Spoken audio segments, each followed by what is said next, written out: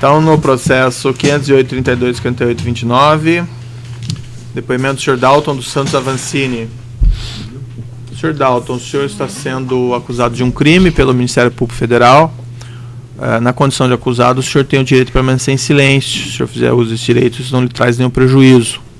Mas consta aqui no processo que o senhor firmou um acordo de colaboração com o Ministério Público Federal. Nesse acordo, como consequência jurídica, o senhor abre mão do direito ao silêncio e o senhor se obriga a dizer a verdade. Inclusive, se o senhor mentir, se o senhor faltar com a verdade, ou se o senhor omitir algum fato que o senhor tenha conhecimento, o senhor fica sujeito a sanções legais, penais, como se fosse uma testemunha que tivesse faltado com a verdade.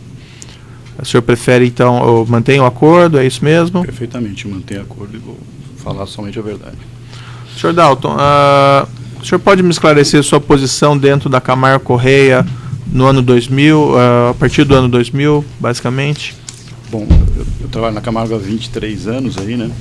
A partir de 2000, acho que houve um período em que eu estava em alguma função administrativa. Depois eu passei a atuar dentro de uma das áreas de negócio, como superintendente de uma dessas áreas. Depois eu vim a ser diretor de uma dessas áreas também, né? Uma área de acho que transporte, se eu não me recordo. Posteriormente eu fui diretor dessa área, aí depois eu fui diretor operacional da área de óleo e gás. A partir de quando que o senhor foi diretor operacional da área de gás? 2008. 2008. E depois esta área de óleo e gás, ela foi isolada, né? Aí ela passou a ter um líder da área, que era não sei se o cargo era superintendente ou presidente, e aí eu passei a ser o responsável por essa área. O senhor passou a ser o presidente? Da área de óleo e gás, né? Tá. Quer dizer, mas respondia ao presidente da empresa como um todo ainda. Era uma divisão que ela tinha uma autonomia e tinha um cargo. E aí abaixo de mim existia o diretor comercial e operacional. E aí, em 2011, eu me tornei presidente da divisão de engenharia e construção, uma outra reformulação da estrutura que houve na empresa. Quando que o senhor teve contato pela primeira vez com essas questões relativas a pagamentos de propinas, de vantagens na Petrobras? 2008 foi quando eu assumi a área, quer dizer, o diretor anterior que passou a área para mim, né, quer dizer, que tinha... quando ele faz a transição da área, ele informa que existiam esses compromissos de propina dentro dos contratos da Petrobras. Quem que era o diretor anterior? Era o Leonel Viana. E o que ele passou exatamente para o senhor? O senhor pode me relatar? Nós tínhamos um sistema até meio assim, mal feito até disso, mas assim, quando ele passa, ele informou a Camargo. Nós já tínhamos tido contratos, estava em andamento, né, o contrato da Repar, da Revap, e ele informou que nesses contratos existia esse compromisso, e que existia um compromisso que era 1% para a área de abastecimento e 1% para a área de serviço. E que esses valores se destinavam a partidos, né? Quer dizer, quem apoiava a área de serviços era o PP, e quem apoiava a área de abastecimento era o PP, e quem apoiava a área de serviços era o PT, e que isso se destinava a esses apoios políticos para os diretores dessas áreas, que os diretores comandavam. Isso foi uma reunião, o senhor e ele, mais pessoas? Não, eu e Leonel. E que o senhor recebeu essa informação, assim, foi com naturalidade, ou isso lhe causou algum espanto? Como é que foi? O senhor pode me esclarecer? Não, causou espanto. Eu cheguei a questionar, falei, mas por que precisa disso, né? Quer dizer, isso foi informado que era a regra do jogo, funcionava daquela maneira, que aquilo era assim, esses contratos eram assim. Eu questionei, né, na época, e depois até a hora que isso acaba acontecendo, depois na hora que nós assumimos, e em um dado momento, acho que talvez eu vá esclarecer na frente, que a gente começou a tentar não fazer esses pagamentos aí, né, quer dizer, a dificultar esses pagamentos. Foi mencionado como justificativa que outras empresas também faziam isso? Sim, era uma prática do mercado, e diante de... Para a Camargo estar no jogo, ela teria que participar também. Quer dizer, isso fazia parte do processo como um todo. Essa expressão, regra do jogo, todo mundo pagava propina na Petrobras? O que dizia-se que assim, as empresas que participavam daquele grupo, que era o grupo que tinha de empresas que se conversavam e que participavam dos negócios, sim, todas pagavam propina. O Ministério Público fala que havia uma espécie de ajuste entre as empresas nessas licitações, uma espécie de cartel. O que o senhor tem conhecimento a esse respeito? Então, que eu participei efetivamente, né, quer dizer, em 2008, a Camargo já havia ganho a obra da Renest, né, quer dizer, ela já tinha sido vencedora, eu não participei Eu passo a participar a partir daí e a licitação em que eu participo efetivamente é do Comperj, né? Quer dizer, o que foi o próximo bloco de negócios que a Petrobras licitou. E nesse processo realmente havia combinação das empresas, né? Quer dizer, e eu participei diretamente aí dessas negociações com essas outras empresas. O senhor participou como? Foi em alguma reunião? Sim, mais de uma reunião? Como foi? Mais de uma reunião, né? Eu era o representante da Camargo. Até assim, normalmente eu era da área operacional. Eu não tinha não era muito comum eu participar dessas áreas da área comercial. O que aconteceu foi nessa transição havia uma certa até confusão um pouco aí de como é que isso estava acontecendo. Quando a área passou para mim, a empresa estava numa profunda reformulação, mudando cargos, mudando até a estrutura, né? Existia uma estrutura que comandava comercial e operacional, foi separada. Então, mas aí e nesse meio houve uma mudança dessa divisão para o Rio de Janeiro. Eu mudei para o Rio de Janeiro, a área comercial, que naquele momento estava sendo assumida pelo Eduardo, não mudou, e eu acabei ficando designado e cuidando dessas negociações diretamente. Então, tiveram reuniões com as outras empresas, reuniões com todas, reuniões com menos empresas, tiveram vários eventos para essas negociações desses Mas que tipo contratos. de negociação que havia? Havia um ajuste das licitações? Sim, havia um ajuste, né? E aí também eu fiquei sabendo que esse ajuste já vinha desde a época da Renest, porque eles me traziam que a Camargo já havia sido atendido nos contratos da Renest, ela já tinha tido o seu quinhão de negócios na Renest, então a participação dela nesse novo ajuste seria menor até e mais para o final, porque teriam outras empresas que ainda não haviam participado desse ajuste e que teriam que ser atendidas, né, no primeiro bloco. Então, era colocado explicitamente que a Camargo teria tido, dentro da Renest teria havido este acordo e que nesse momento ela seria atendida também, mas em obras mais à frente dessas licitações. E como seria operacionalizado esse ajuste? Esse ajuste, as empresas se reuniam, né, quer dizer, elas decidiam quem seria a ganhadora de cada um daqueles pacotes. A partir de definições de tamanho, você tinha como é que elas se agregavam, né? Então existia a agregação em consórcios, até para que cada uma fosse atendida, tanto as maiores como as menores, né? Quer dizer, e existia toda uma lógica para que as empresas tivessem um equilíbrio de quantidade de contrato dentro dessas reuniões. Então definia, a empresa X vai ganhar a licitação Y, isso? Sim. As empresas elas definiam, elas colocavam seus interesses, né? Quer dizer, e a partir e nessas reuniões o que se definia era exatamente isso. A empresa manifestava o seu interesse e havia o acordo para que ela acabasse se tornando vencedora ao ser apoiada pelas demais. Aí. Esse apoio das demais era em que sentido? Elas apresentavam propostas de preço maior ou elas simplesmente não participavam? Não, em geral havia um acordo em que algumas faziam essa proposta de preço maior, né? Elas eram o que se chamava eram as propostas de cobertura para aquela que seria a vencedora, mas nem todas participavam dessas coberturas. Às vezes a empresa ela simplesmente não apresentava a proposta, né? E esses ajustes no Comperj, algum foi efetivado? O senhor tem conhecimento? Sim, os primeiros aí foram, eu não me lembro agora os pacotes de cabeça, mas tiveram pacotes que tiveram efetividade, que acabaram acontecendo. A Camargo não teve. O da Camargo ela não obteve sucesso naquele que ela estava designada como ganhadora. Por qual motivo?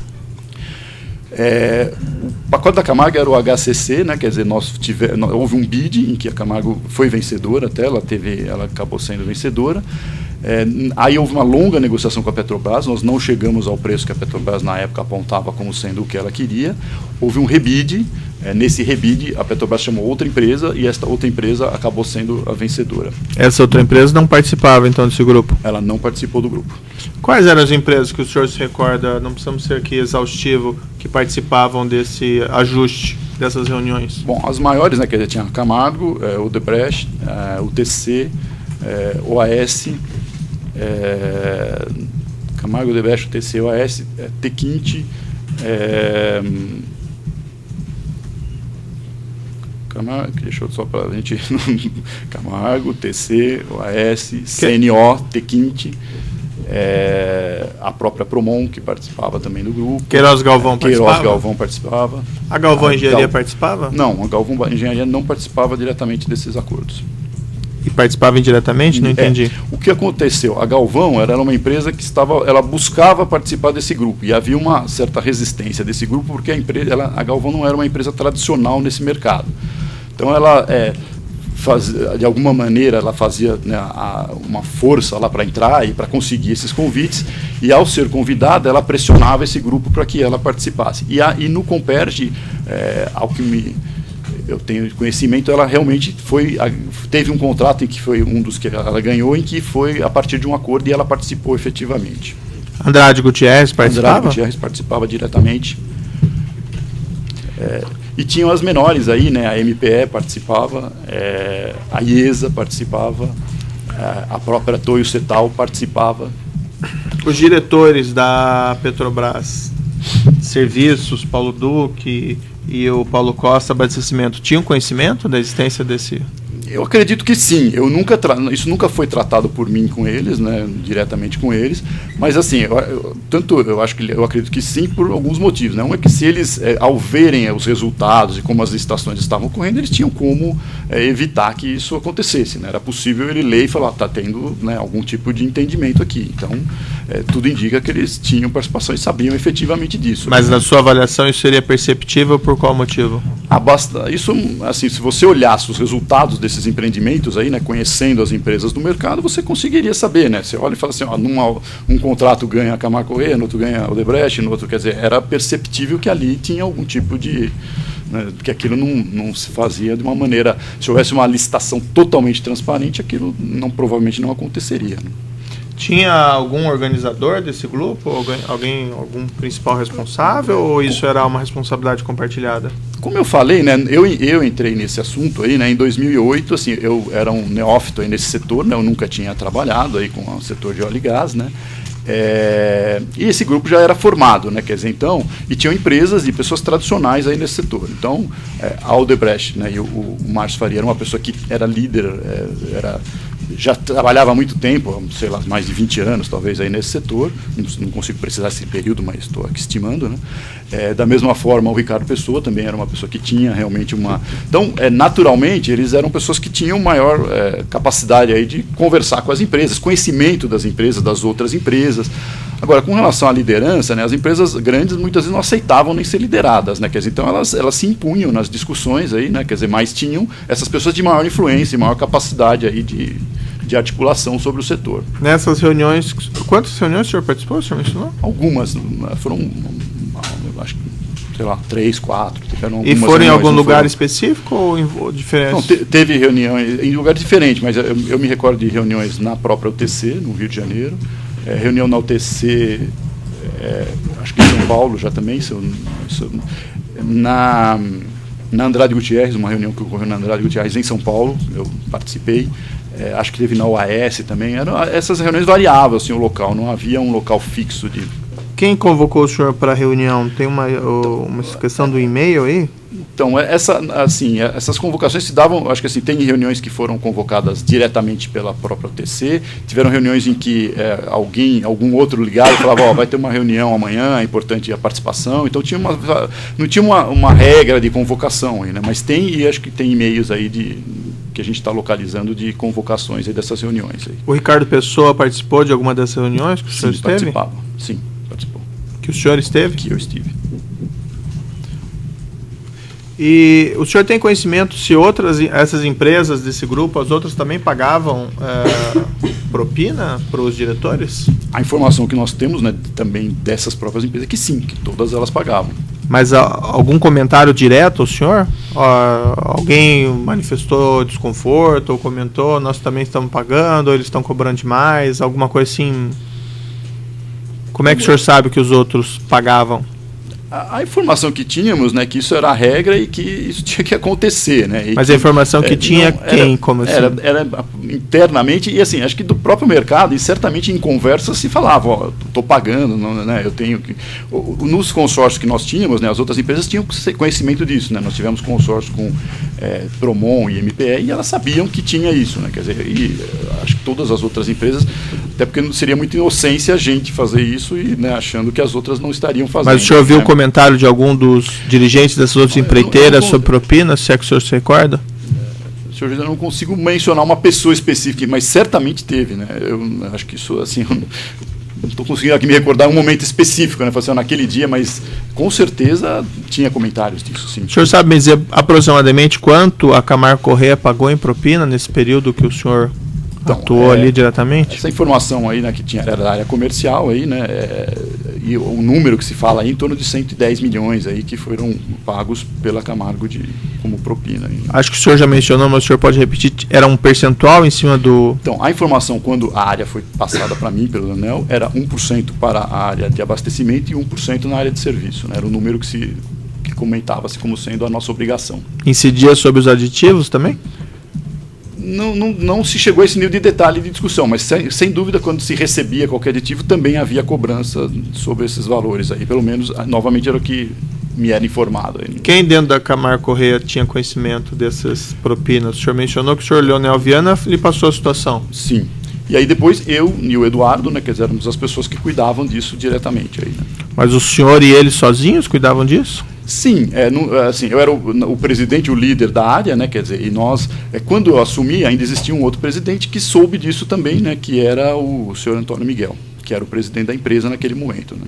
Ele sabia dessas obrigações também. O Conselho de Administração tinha conhecimento? Não.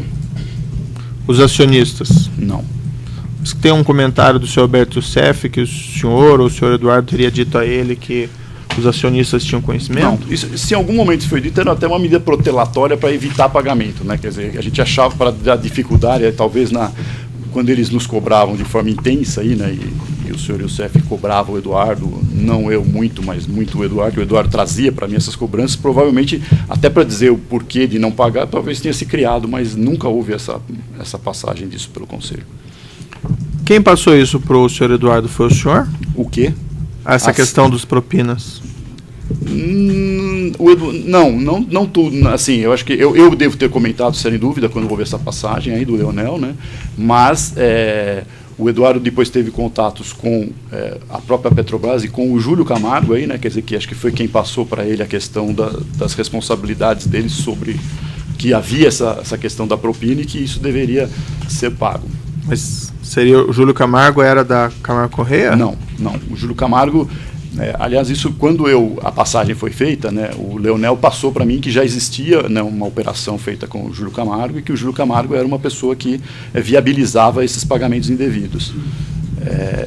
E quem dentro da Camargo passou, Eduardo Leite, essas situações de propina? Eu passei nessas que o Leonel me comunicou, e acho também que o Eduardo, ao se aproximar da Petrobras, aí, né, quer dizer, ele acabou tendo encontros lá em que isso foi mencionado pelas pessoas da Petrobras, que existiam essas obrigações aí.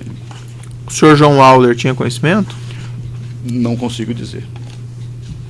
O senhor Eduardo Leite declarou aqui que essa situação foi passada a ele pelo senhor João Auler? O que o Eduardo passou para mim foi que houve uma determinada reunião em que ele teria sido apresentado ao Youssef, né, quer dizer, e que porque realmente eu passei para o Eduardo que havia esses compromissos, e aí principalmente com a área de serviço, que ao que me consta até aquele momento nós não estávamos fazendo, e havia dívidas, e havia uma cobrança sobre aquilo. E que o Eduardo teria conhecido o Youssef nesta reunião aí, que o Youssef seria o contato com o PP, com as questões do PP. E quem apresentou o Youssef para o Eduardo Leite? Ao que ele fala, o João Auler. O senhor não estava presente nessa reunião? Não estava presente nessa reunião. E o senhor chegou a conferir essa situação com o João Auler ou com algum outro dirigente da Camargo Corrêa? Não. O que resguardava o senhor de efetuar esses pagamentos e depois não ser, vamos dizer assim, individualmente responsabilizado? Assim, até a empresa, assim, ela é bastante compartimentada, né? Quer dizer, e tem uma série de... Então, assim, vários desses pagamentos, até eles eram feitos no próprio projeto, né? A própria obra fazia isso. Isso era colocado como a regra do jogo e a gente fazia, né? Quer dizer, mas colocado por quem pela regra do jogo? O senhor não... Foi colocado o pessoal da Petrobras aí, né? Quer dizer, quando nós começamos a fazer esses contratos aí, né? Começamos a andar com esses contratos. E que aquilo tinha que ser feito. Então, assim, não havia uma preocupação até, né, de falar assim, vou ser responsabilizado. Eu era o líder da unidade lá, né, quer dizer, nós fazíamos, né, quer dizer, era uma atitude até talvez insana aí de não se preocupar com isso. E por que pagava isso? Então, novamente, né, assim, você tinha, aí tem um dado aí que acho que nos fez ter a crença aí da necessidade desses pagamentos, que foi exatamente nessa transição. A Camargo tinha ganho esse contrato da Renest, né, quer dizer, ela já tinha feito o bid, tinha feito o rebid e ela tinha ganho. E nós percebemos aí, né, naquele momento, que estava sendo feito algum movimento aí para dificultar a assinatura. Foi até o momento em que nós procuramos o Duque, foi uma reunião em que tive eu e o Eduardo, nós fomos a uma reunião com o Duque. E nessa reunião ele não falou de propina, mas colocou uma série de dificuldades, dizendo que a Camargo estava com problemas, que ele estava vendo dificuldade na assinatura desse contrato e que... Então, assim, naquele momento a gente viu claramente que eles tinham um poder de interferência de dificultar e nos prejudicar dentro desses contratos, né? Quer dizer, acho que talvez isso tenha sido a motivação para que a gente achar que deveria assumir que esses contratos deveriam ser, que esses pagamentos deveriam ser feitos. Mas nós tentamos, durante um bom tempo, não pagar, né? Quer dizer, isso foi feito tanto numa área como na outra, e aí exatamente o que surgiam eram essas dificuldades aí, né? De ameaças, e que tinha que pagar, que isso era compromisso, e a partir daí que houve a decisão de que a gente iria pagar. Tá, mas houve alguma ameaça concreta? A não assinatura do contrato da Renest foi uma ameaça concreta aí, né? Mais alguma? Não, diretamente, assim, as ameaças muitas vezes eram uma dificuldade, né? Quer dizer, estava se negociando um aditivo, não se sabia se esse aditivo não estava saindo realmente por questões técnicas ou se estava havendo alguma má vontade aí. Alguém afirmou ao senhor, ou algum diretor falou, alguém falou, não vamos assinar esse aditivo porque vocês não estão pagando propina? Não, até porque eu não tinha contato com eles, aí para mim eles nunca falaram.